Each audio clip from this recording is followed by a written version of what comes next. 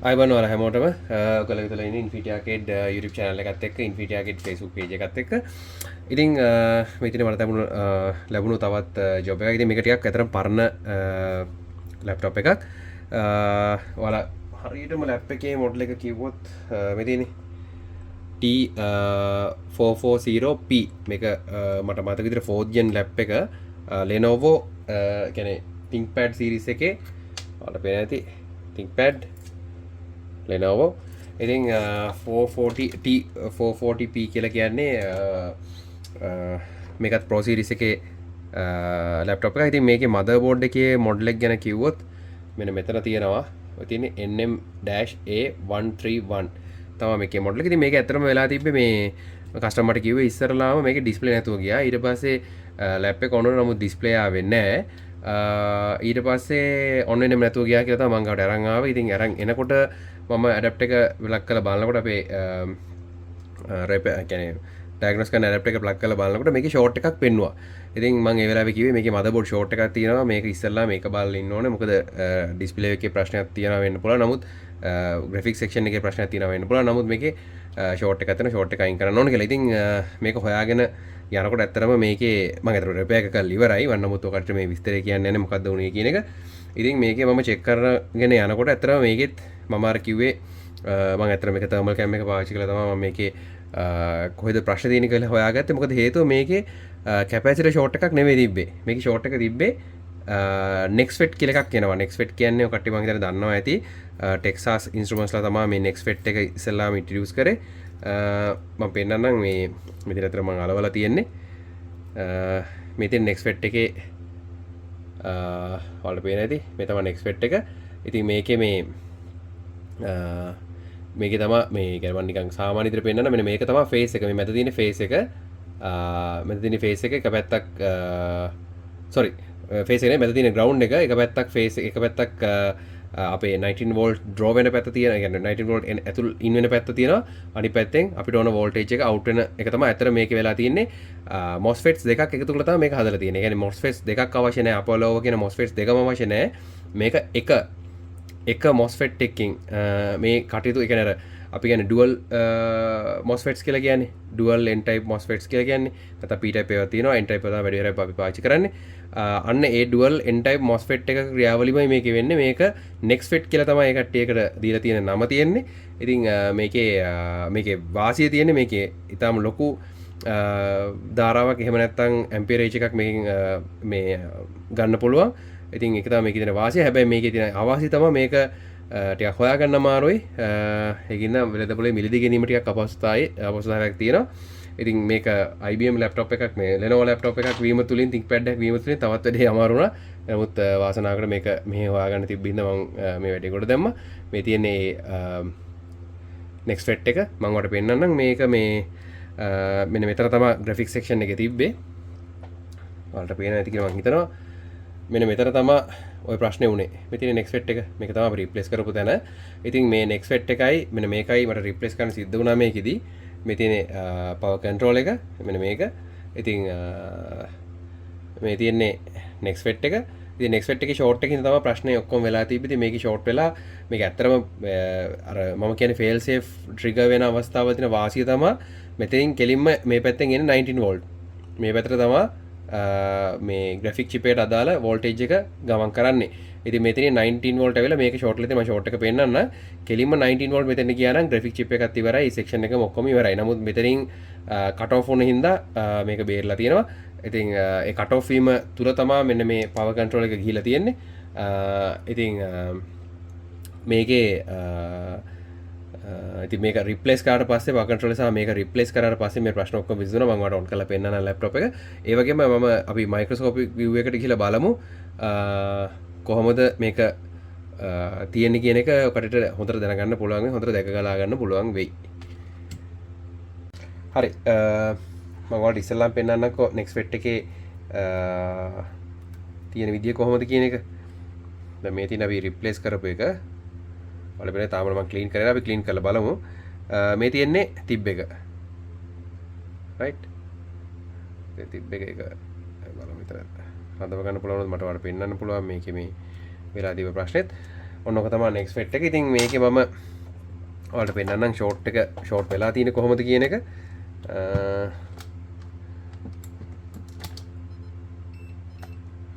Right. ඔන්න බලන්න මේකේ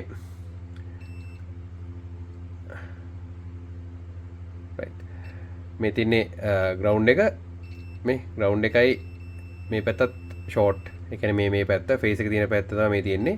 මේ පැත්තත් ෂෝට් මේකත් ෂෝට්. ඒ කියන්නේ ෆේස් එක එන පැත්තත් ෂෝට්. ඒ කියන්නේ මේ තියෙන ඩ්‍රේන් වෙන පැත්ත. ඒ කියන්නේ මේ ග්‍රැෆික් චිප් එකට පවර් යන පැත්ත, මේ තියෙන 19 වෝල්ට් එන පැත්ත. මේ පැත්තේ ෂෝට් එක තියෙනවා, මේ පැත්තේ ෂෝට් එක තියෙනවා. ඒ කියන්නේ මේ දෙකත් ෂෝට්. දැකනේ? ඒ කියන්නේ කෙලිම 19 වෝල්ට් මේ පැත්තෙන් ඇවිල්ලා මේ පැත්තට කියලා දෙනවා. 19 වෝල්ට් මේ පැත්තෙන් ඇවිල්ලා මේ පැත්තට කෙලිම ගිහිලා තියෙනවා. වෙලාවට ෆේල් සේෆ් ට්‍රිගර් වෙන හින්දා ටක් ගාලා ඒක ෂෝට් එක අහු වෙනකොටම එයා කට් ඔෆ් කරලා දෙනවා. ඒ වාසනාව පිට තමයි මේ මදර්බෝඩ් එක බේරුනේ. ඉතින් මේක ඇත්තටම මම හිතනවා මේකේ ග්‍රැෆික්ස් එනවා ඇති කියලා. අපි තව ස්වල්ප වෙලාවකින් චෙක් කරලා බලමු. මම ওই NexFET එක ගැන තමයි විස්තරය කිව්වේ. මෙන්න NexFET එකේ මෙන්න මේ විදිහට තමයි තියෙන්නේ. ඉතින් මේකේ ඇත්තටම මොඩල් එක කිව්වොත් NexFET එකේ මේකේ මොඩල් එක ඇවිල්ලා CSD 97යි 37යි 4 CSD 97374 කියන එක තමයි මේකේ මොඩල් නේම් එක කියන්නේ මෙතන 97374. ඉතින් අපි මේක ක්ලීන් කරලා ගමු. ක්ලීන් කරලා අපි මේකට පවර් දීලා බලමු ඩිස්ප්ලේ එනවද නැද්ද කියලා. අනිවාර්යෙන් ඩිස්ප්ලේ එන්න ඕන. මොකද මේකේ මේ මම විශේෂම දේ තමයි මම මේක චෙක් කරපු. මම මේක කරන්න කලින් ඇත්තටම චෙක් කරේ මේ පැත්තේ කොයිල් එකේ වෝල්ට් මේ සෝරි මේ ඇම්පියරේජ් එක කොච්චරද කියලා. කියන්නේ රෙසිස්ටන්ට් එක කොච්චරද කියලා ඔයාලට පේන ඇති. අර 28 විතර පේනවා. ඒ කියන්නේ ග්‍රැෆික් චිප් එක පැත්ත බේරිලා. ග්‍රැෆික් චිප් එක ගියා නම් අනිවාර්යයෙන් ඔක 0 වෙනවා. ඩයොඩ් මෝඩ් එකට දැම්මම 0 වෙනවා කියලා කියන්නේ ඇත්තටම තේරුමක් නැහැ. ඉතින් එහාට හදලා. ඉතින් මම ඒක 0 නොවුන හින්දා තමයි ඇත්තටම මේක හදන්න පෙළඹුණේ. අපි මේක ක්ලීන් කරලා ෆික්ස් කරලා බලමු.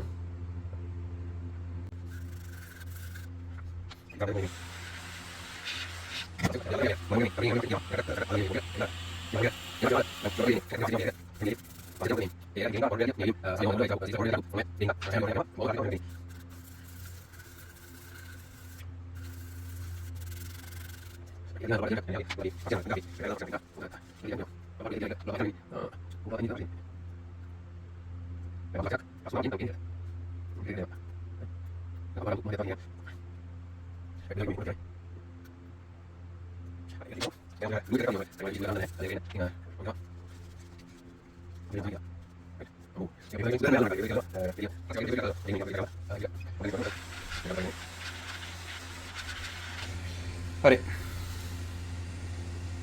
ඔය ඉතුරුලා තියෙන අර ග්ලූ ගතිය තමයි ඉතුරුලා තියෙන්නේ. ඒක නිකන් හරි අමුතු දෙයක්. ඒක මටත් හිතා ගන්න අමාරුයි ඇයි එහෙම ඉතුරු වෙන්නේ කියලා.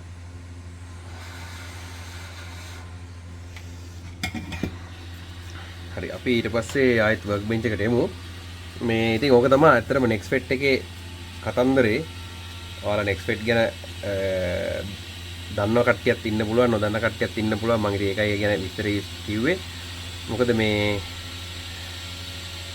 සමහර කට්ටිය ඔය මගෙන් විස්තර අහන කට්ටිය මගෙන් අහලා තිබ්බා. මොකද මේ දිගට තියෙන මේක මේ ගොඩක් අය මේක ඉන්නේ ඇත්තටම මේ Lenovo වලටත් එනවා. ඒ වගේම Acer වල CPU එක ගාවටත් මේක එනවා.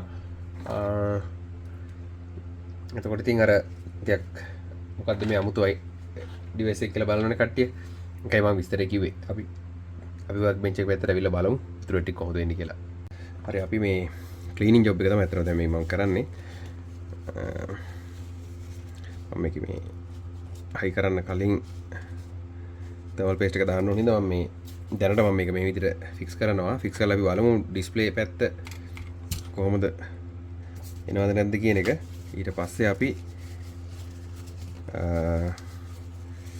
මේක මේ තවල් පේස්ට් හැමතැනම ගෑවුනහම හැම එකේම ගෑවෙනවා.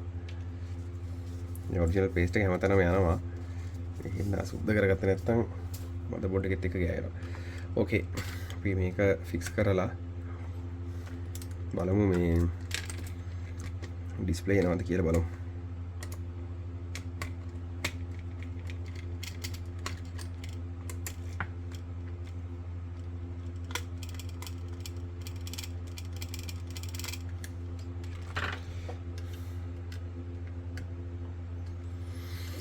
හරි. මේක නම් ෆික්ස් කරා අපි ඩිස්ප්ලේ එකක් මෙතන ගේමු.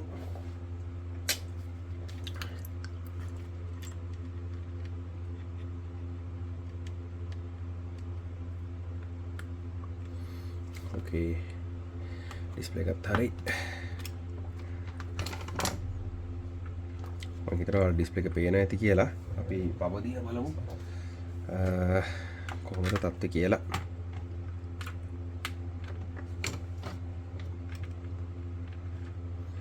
නේ.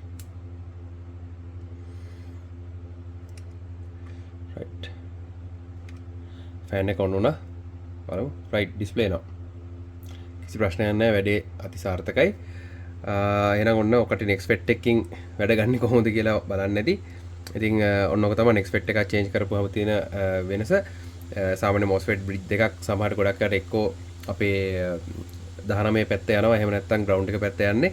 නමුත් NexFET එකම ෂෝට් ලා යන්න පුළුවන්. නමුත් fail safe පැත්ත, ඒ කියන්නේ දැන් අපි ඔය ගොඩක් අයට කරන bypass වැඩ කරන්නේ නැතුව පරිස්සමට හැදුවොත් හදලා තිබ්බොත් කවදාද දවසක ආයෙත් NexFET එක ෂෝට් නොත් එහෙම graphic chip එකට හානි නොවි බේර ගන්න පුළුවන්. ඉතින් ඔන්න ඔක තමයි ඔකේ විශේෂත්වය.